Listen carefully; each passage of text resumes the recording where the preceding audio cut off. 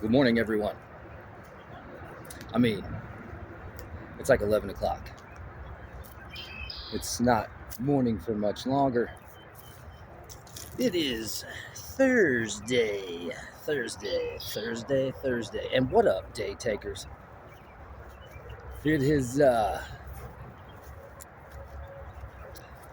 It has been a sleepless night for me last night. Took a little bit to get me going this morning. Um, you know, I'm still out here taking the day. I had trouble sleeping last night. This happens to me anytime I get like good news or I'm excited about something. It's just it's difficult for me to shut this thing off because I'm like constantly running through scenarios. I'm like, this, that, the other. I'm playing out how the interview will work out tomorrow. Um, it's funny, if you were like a fly on the wall in my shower, almost every time I have conversations with myself, with potential interactions with people. I like to practice that way. I feel like if you're going to be successful in, you know, important speaking engagements, whether that's a job interview or whether that's, you got to have a serious sit down with someone for a good reason or a bad reason or whatever. I think it's kind of important that you practice. Because if it's important, you get your message across, or you need to communicate a certain ideal. If you roll into it with raw emotions, sometimes the message is lost in the fray, lost in the emotion. Um, I'm what they call a chatty Cathy, so I will sometimes just say too much. Uh, the whole TMI thing. That's I'm notorious for that. So, like in the shower, I'll because I have the interview coming up, I'll do things like, you know, I'm sure that she's going to ask, tell me about yourself. So I'll do several different versions of me telling them about myself. And then through that process, I'll be like, oh, don't say that, man. Don't say that. Or, you know, she don't want to know that about you or whatever it is. So I practice. So I do that. And then in turn, my brain is constantly cooking, especially when I lay down to sleep at night. I'll just kind of do the same thing. I'll play out scenarios. I haven't even had the interview yet, and I'll start worrying about scheduling. I don't even know if I got the job. I don't even know what they're going to offer me, if they may, you know what I mean? And so I do that. So I'm trying to practice, some people will say, let go, let God. Well, I don't know necessarily if that is the case. I do like the message in that, though. But there is some freedom in just like, because I say this, the universe is speaking to us. Are you listening? I kind of gotta let, the universe guide the process. Try not to overthink it. I know a lot of us do that. I am guilty for sure.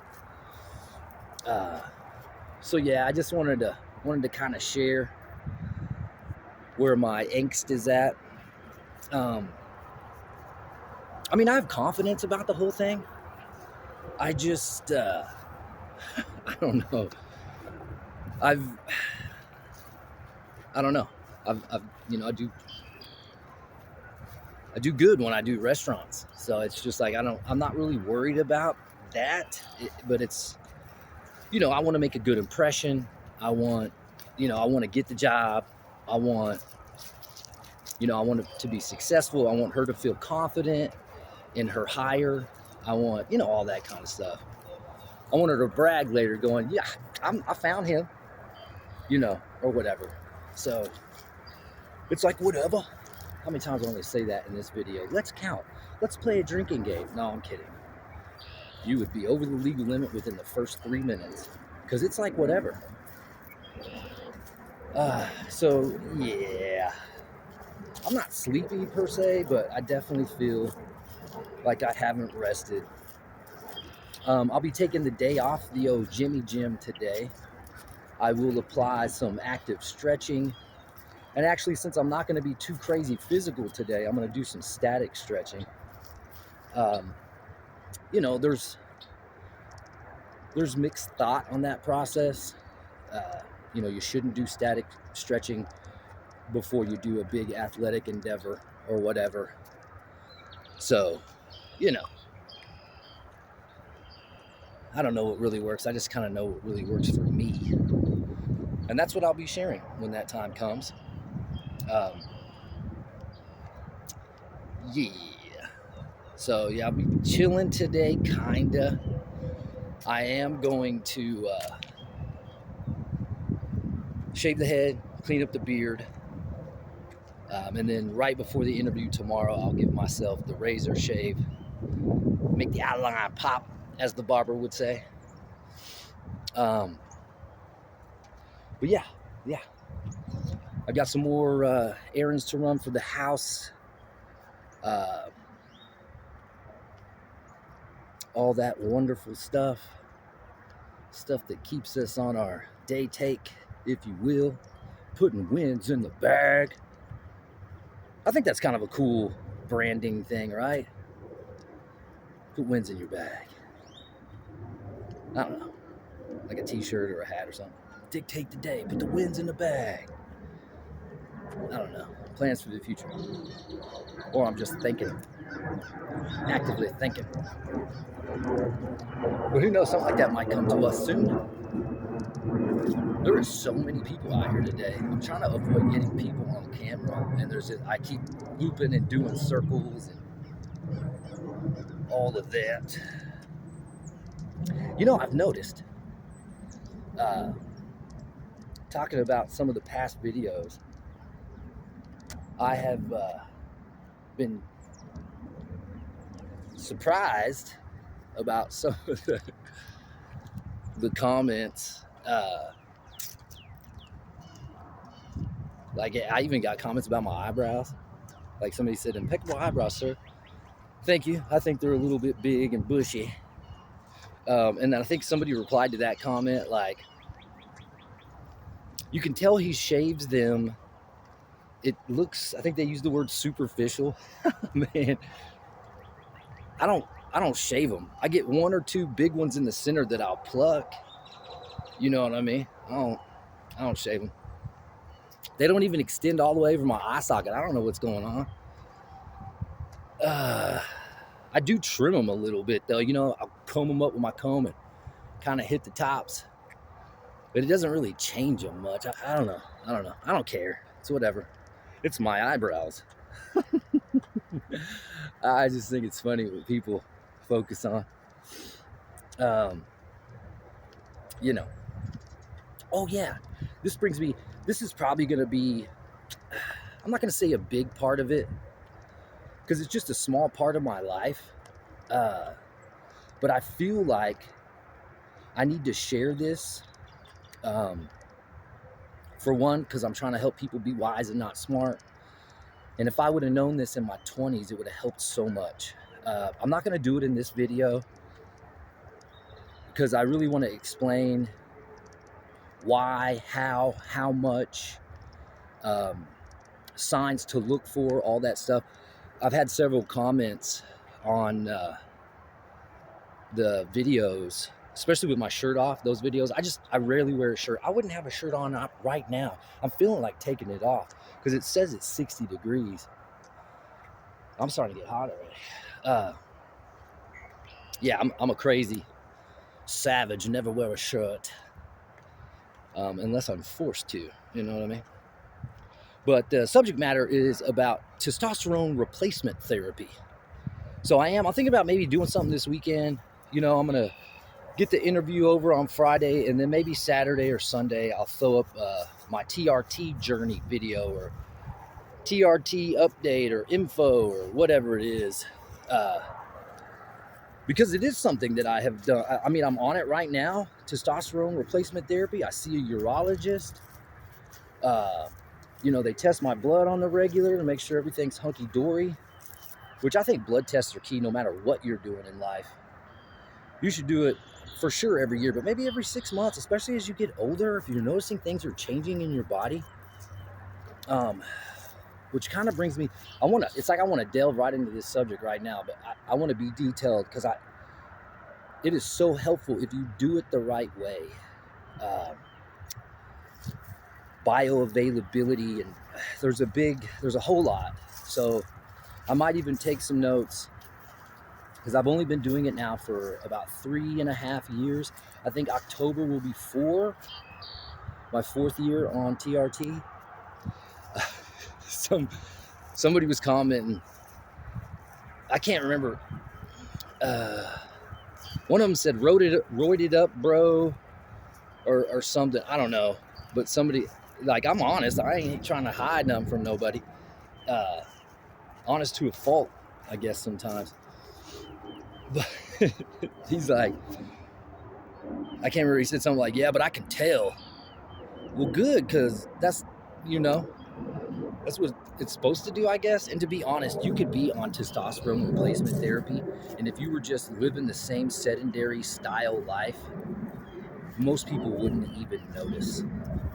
Like, it's the effects from the TRT are allowing me to keep all this hard work that I have put in over 30 years of training and being physically active, and, you know, all that kind of stuff. But I'll get into it later. You know, because it's a lot, and I want to. It's crucial for everyone, but man, especially men. If you don't know where your body was at originally with testosterone, because everyone is so different, you know, yeah, you need to keep track. I'll get into it more later. We will figure it out. Man, that is so weird. I just saw a guy on the trail wearing like a plaid coat. He was right here. And then I spun around and he looked like he turned into one of the geese. Like that, there's only geese there now. That's strange. Very strange. Maybe he walked off to check one of the cracks in the trail. I don't know. Maybe it's a ghost. Maybe it's my ancestors making sure I'm out here dictating my day. I'm doing it. Said I was going to do it. I'm going to do it. I think today is video 21. Maybe it's 20. I don't know. It's real easy to tell, and I always forget because it's at the top of my YouTube page or whatever. But each and every day that I do this, man, I'm really enjoying it. And I think it's because I get to get my thoughts out there. I don't know. I guess I could just talk to myself, which I would do anyway. Oh, there he is. Okay, no ghost. But I don't know, man. I keep on saying it's somewhat like therapeutic, but it really is. Like, because I'll record these, upload them, and then erase them. Delete them from my device, delete them from my cloud, which I had to learn how to do again because I thought just by deleting them off the phone, they were gone. But I guess because my backup thing is on, it will directly upload to my cloud thing. And then I keep getting these messages, hey, you're 3 gigs over. I'm like, what? So my wife showed me so I could, you know, have room. I guess I really don't care because I'm erasing them all. You know, there's just no, for me right now, no rhyme or reason why I should keep any of those. I just don't care. Feel me? Feel me? Yeah, I just don't care. Uh, I think the important part is just getting this out there. Whether it's the message or the energy or the whatever. You know, I was watching this video this morning after my music sesh was over, and it was some dude like in the UK, maybe even Ireland. That's a Thursday, you know what I mean? A fine, fine Irish Thursday. Oh, that's why he was dipping off the trail. He's smoking some of that ganja. It smells good too. Uh, anyway, and this dude was talking about how, man, I wish I could give his name. God, I just can't remember. His last name is Woodsman. I don't know if that's his, you know, phrase for the channel, or is that his real last name? Because he is standing in the woods. I guess he usually does nature videos, and he was talking about, you know, like not having the inspiration to get it done today, and because he was, you know, caring too much or whatever. So he was saying how the universe is more likely to give you what you want if you just don't care. That kind of sounds weird, but it's kind of like being needy, I think is what he's saying. At least that's how I interpreted it. You know, when someone's real needy, if you have kids, you know what this is about, or friends that are always needing something from you. Because it is cool to provide for people and all that kind of wonderful stuff. But I feel like if you push too hard on that, it just pushes it away. It pushes the people away. It, you know, maybe pushes the universe's helpful hand away if you're constantly trying to need, want, seeming needy. But it kind of resonated with me because I was like, I almost fall into that trap before every one of these videos. And then I get out here with nothing really prepared. And that seems to work best for me because I don't edit these or anything. I just, you know, post and ghost or whatever. But yeah, I don't know, not to sound too hunky-dory, spiritual, warlocky or whatever. But I just get out here and let it flow. And I know that may not be the best for, you know, viewer retention or whatever they call it. But yeah, no, I'd say I don't care, because I do, because this is kind of what this is about, is connecting and sharing. Because I hope it serves a purpose. I hope it allows help to come your way, whether it's information or inspiration, or like I always say, damn, that inspiration and motivation is discipline. And maybe by setting the example on something that I'm disciplined about, it'll, you know, inspire you to be disciplined. It's so hard to avoid that inspiration thing, right? Because sometimes you're not going to have it. So you're just going to have to say, we're doing it anyway. Because I woke up, for example, I woke up this morning. Okay, I woke up like 4 times. That's pretty normal for me at night. I wake up a bunch and then try to go back to bed. I know that's bad for my sleep. And my, you know, my rejuvenation, my REM sleep, where the body heals, and especially for the health and fitness side of life. Sleep, the recovery is the most important part. So I'm sure I'm suffering in that, and that has a lot to do with my personality and my always go-getterness. Like somebody in one of the videos was like, love the content, bro, but you sure do move around a lot. I do. And that's just, man, I thought maybe as I got older that would stop. No, I've just got better at controlling that when I need to, when I'm around professional settings and whatnot. But yeah, I could have used that as an excuse to be like, I need to rest, so I'm not going to shoot the video today. I'll talk about it on the next day. Nah, discipline. I said I was going to do this, and I'm doing it. And a lot of times I'll be like, I'm just going to shoot it for 10 minutes, and then I'll get going, and then before I know it, it's 30 minutes later, and I feel like I'm on a roll. I could talk for an hour, and a couple of videos are longer than I expected, even when I was like, I'm only going to shoot for 10 minutes today. Because I'll think about one thing to talk about and go, okay, that's what I'm going to use. And then I don't even talk about it, or I'll barely touch it, and then spill on a bunch of other stuff. Yeah. So just, I don't know, some knowledge sharing on the fact that there's always going to be an excuse. You don't have to use it. There's always going to be instances where you're overthinking and worried about stuff.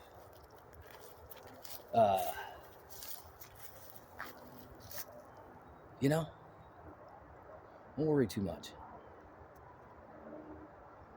That is easier said than done, right? Don't worry too much. Don't sweat the small things. Hell, even the big things, like I was saying, listen to the universe. If there's something standing in your way, maybe it's just so you can prove to the universe and yourself you're strong enough to overcome it. Or maybe it's because it may not be the opportune time, because you need to do this first. You need to self-fix first and then move forward, and the universe needs you to figure that out, and the lesson in all that will springboard you to the goal that was the original process. I don't know. I'm still trying to figure it out, and I don't know if I ever will, but there has been some positives that I have found along the way, and by God almighty, those are working. Those are good things. All right, I'm gonna share something kind of, I don't know, this is very Richard, this is very Dick-esque, if you will. I have recently found this song on the YouTubes, on YouTube Music and Pandora and all the stuff that I listen to, Spotify, and it's a Teddy Swim song. And it's weird that I found it like the day, maybe it's because all the algorithms are listening. I don't know, it's probably what it is. But man, it's a Teddy Swims, and I think it's Illenium, like ill millennium, but Illenium. Maybe that's how you say it. I love electronic dance music. I love all music. Classic rock and roll, rap, classical music, piano, violins. I like it all. No judgment. It's whatever. But feel free to judge. I don't care. I like what I like. But this song is called All That Matters. And I guess it's 2 years old. I'd never heard it before. And if I did, I didn't realize. And I didn't listen to the words. I might have just heard it, in the background or something 2 years ago. And we don't have a lot of music like this right now. It's Teddy Swims, and he's singing about love and how if he could speak to his younger self, I'd tell you that all that really matters is love. Find someone you can hold on to. Find someone you can come home to. Find someone that'll die for you. Bro, just saying that kind of gets me choked up. What's wrong with me? That has been happening a lot since I don't know, after the divorce and life, and I don't know, I'd say about mid 30s, I got no problems with crying, bro. Real men cry. There's some statement in there I'm trying to like form, and it's like real men's beards are salted with tears. You like that? That's pretty good. But I'm trying to do something with that because that's real. That's an emotion that you have to deal with. And I will be completely honest. The first time I heard that song, I was getting out of the shower and looking at myself in the mirror. And because of my crazy past as a ruthless, savage young man, I wish I could talk to that guy and be like, bro, you don't need to do that. You shouldn't do that. Um, so the song really hit home for me because I often talk about you can't love anyone until you love yourself. So yeah, I just wanted to share that, man. If you know about the song already and you're like, yeah, bro, that's old or whatever, it just sometimes a song or a movie or a quote or a person, because at the time of your life it just hits just right. Man, that one got me, bro. Got me. I listen to it like 3 times a day now. And if I let myself, I'll get all choked up. Whew, powerful. But yeah, man, not to sound all cheesy, but like I said, I don't care. It's whatever. Love is so important, man. It comes down to everything. You can reduce it down on a long enough timeline. It's all for love. That's a semi-quote from Fight Club. Not the love part, but he's talking about because he does insurance. I forgot what his actual job was called, but he does some form of insurance. And he's like, yes, on a long enough timeline, everyone's life expectancy goes to 0. Life insurance. That's a mixed bag. Yeah, so I'm gonna go in the house, shave up the face and the head, make myself look all prim and proper. Because I think that's important when you interview for positions. Because, you know, it's one of the first signs that you give your potential employer that you care enough, you want it, you know? I bring that to your attention because I've seen people come in for job interviews before, and sometimes there's a reason. And if they explain, hey, I just, you know, if they're already working a job and they're like, yeah, I had to come from my job. I'm sorry, I'm still in my work clothes. And in the restaurant bar industry, it happens a lot because like a server, a bartender, a hostess, a busser, whatever will come in their uniform because they're either on break, got off work, or they're headed to work. That to me is totally acceptable. I've been there. It's, you know, if anything, it shows, hey, this fool is working. He's good to go. But yeah, I like to prepare to get the job and, you know, show them that I care enough to make myself presentable. Word to the wise, you know, you don't need to overdo it, but at least, you know, have some type of semblance of I gave effort towards this process. Because I remember a story.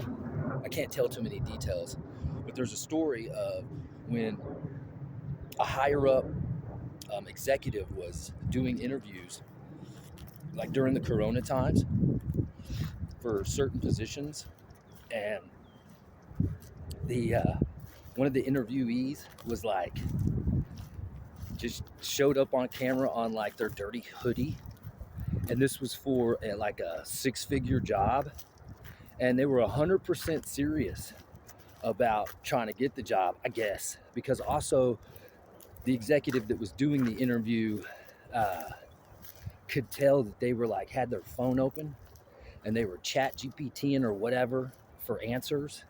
So needless to say, that person didn't get the job. But you know, maybe if he would have given the effort to dress up and maybe just be honest, like, hey, I don't know every detail of this, but I'm willing to learn. I'm here to work. You know, I want to do this. I need this, whatever. I think that honesty can be key.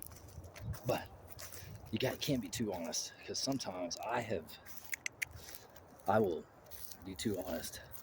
Interviews, I really have to like police myself, because, you know, I often, like I was saying, I'll go through those scenarios in my head or before I go to bed, or especially in the shower, and I'm trying to, you know, practice what questions, how I would respond. And a lot of times, especially with my current scenario, because I did have a job. Man, something just hissed at me. Wicked crazy. Um, but I'd left because they were breaking the rules, like health code, labor, Texas Workforce Commission. Like they were breaking the rules. So I tried to stay and let it not bother me, but it was just too much. And I could possibly talk about that in the interview. But, you know, I've been a manager on the other side of that table interviewing, and you never, it's a bad look, as they say, if you are bad mouthing another establishment or your previous employer. So, another word to the wise, what you can do, but be careful with this. You don't, this is just something I do. I will hint to the idea of I was unhappy at my past place, and I kind of just want to leave it at that, because I'm not in the habit of bad mouthing establishments in interviews. But hey, I tell you what, you hire me, it's a real good story. I'll tell it to you after I'm hired, you know, or whatever. I've actually used that before, and sure enough, got hired. They're like, okay, tell me, who was it? What was going on? You know, all that kind of stuff. So you're kind of like giving a teaser of a potential good story if you hire me. I'm not saying that works every time. I've done it a couple times because of all the stories I have. You know, because sometimes, especially in restaurant interviews, they'll ask you stuff like, give me a scenario where you went above and beyond for the guest. I have lots. I have lots. You got to be careful on those too.